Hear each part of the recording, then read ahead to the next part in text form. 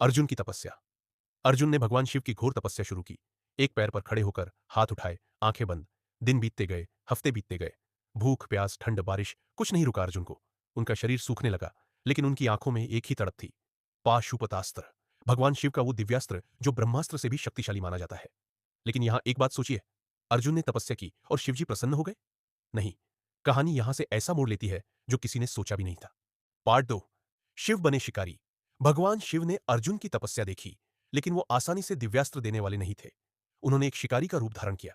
एक आदिवासी शिकारी, साधारण सा दिखने वाला, लेकिन उसकी आंखों में ब्रह्म की ज्वाला थी। यही शिकारी उस जंगल में आया जहां अर्जुन तपस्या कर रहा था। अब ध्यान से सुनिए, ये कोई आम शिकारी नहीं था, ये भगवान शिव खुद थे। और उनका मकसद अर्जुन की परीक्षा लेना। लेकिन कैसी परीक्षा, वो आपको आगे पता चलेगी। तभी एक सुअर, महाकाल नाम का राक्षस, अर्जुन पर हमला करने आया। अर्जुन ने तुरंत अपना बाण चलाया, लेकिन उसी पल उस शिकारी ने भी अपना बाण सुअर पर चलाया। दोनों बाण एक ही सुअर पर लगे। युद्ध शुरू। अब सवाल उठा, बाण किसका लगा? सुअर किसने मारा? अर्जुन ने कहा, मैंने मारा। शिकारी ने कहा, नहीं, मैंने मारा। बहस बढ़ती गई, और फिर वो हुआ जो किसी ने सोचा नहीं था। अर्जुन और उस शिकारी के बीच युद्ध शुरू हो गया। अर्जुन, जिसने अपनी पूरी जिंदगी धनुष उठाया, जो द्रोणाचार्य का सबसे बड़ा शिष्य था, जिसने असंख्य राक्षस मारे, वो अर्जुन एक आम शिकारी से हारने लगा था। हां, सुना आपने सही, हारने लगा था। अर्जुन ने अपने सारे दिव्यास्त्र चलाए, अग्निबाण, वायुबाण, इंद्रास्त्र, लेकिन उस शिकारी ने एक एक करके सब निरस्त कर दिए। अर्जुन हैरान था। उसे समझ नहीं आ रहा था कि यह शिकारी कौन है।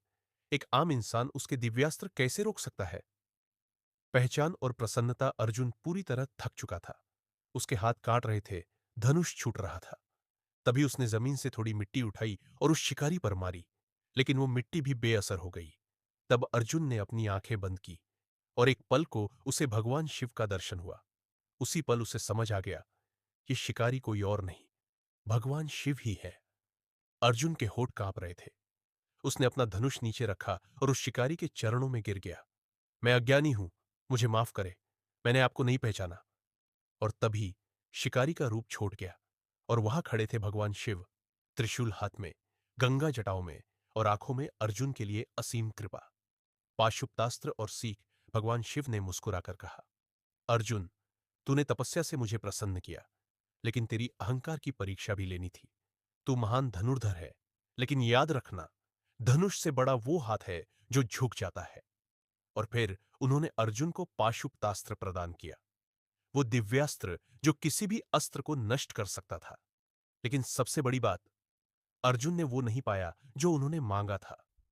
उन्होंने बस एक अस्त्र मांगा था, लेकिन उन्हें मिला विनम्रता, धैर्य और ईश्वर की कृपा। ये तीन चीजें महाभारत युद्ध में अर्जुन की सबसे बड़ी ताकत बनी। आपके जीवन के लिए सीख दोस्तों, इस कहानी से हम क्या सीखते हैं? तीन बातें। पहली, जो चीज आप सबसे ज्यादा चाहते हैं, उसके लिए तपस्या करना पड़ता है, शॉर्टकट नहीं होता। दूसरी, कभी कभी ईश्वर आपकी परीक्षा लेते हैं, उस रूप में जिसे आप पहचान नहीं पाते, इसलिए हर किसी को सम्मान दो। और तीसरी, सबसे जरूरी, अहंकार टूटने पर ही असली ताकत मिलती है। अर्जुन ने जब झुका, तभी वो अस्त्र पाया जो उसे अजेय बनाता था। तो दोस्तों, अगर आपको महाभारत की ऐसी ही अनजान कहानियां पसंद है, तो चैनल को सब्सक्राइब जरूर करें, क्योंकि अगली वीडियो में मैं बताऊंगा कि महाभारत में कर्ण की मृत्यु के बाद क्या हुआ जो किसी ने नहीं बताया। वो कहानी भी आपको हिला देगी। जय श्री राम।